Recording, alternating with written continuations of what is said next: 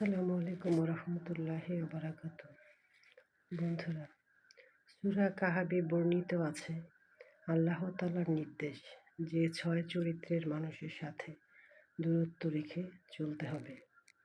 Number 1, যে ব্যক্তি কথায় কথায় কসম করে।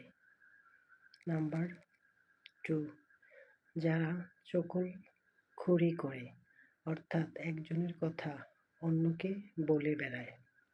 নাম্বার 3, যারা ভালো কাজে বাধা দেয় এবং মন্দ কাজে উৎসাহিত করে। নাম্বার 4, যাদের হৃদয় আল্লাহর জিকির থেকে বঞ্চিত। নাম্বার 5, যারা মন পছন্দ জিন্দেগি চালায়। নাম্বার 6, অবাধ্য পাপাচারী। বন্ধুরা, আমরা এই 6টা উল্লেখিত নির্দেশ থেকে যেটা বুঝতে পারি যে আপনি অবশ্যই সৎসঙ্গে স্বর্গবাস করবেন, অসৎ সঙ্গ ত্যাগ করবেন।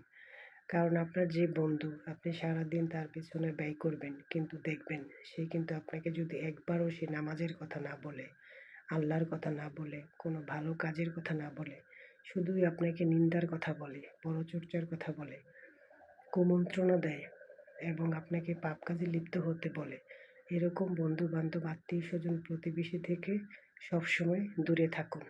নিজে ভালো থাকুন এবং সবাইকেই ভালো রাখুন। ভালো থাকবেন এবং আমার ভিডিওটা প্লিজ বেশি বেশি শেয়ার করে দিবেন।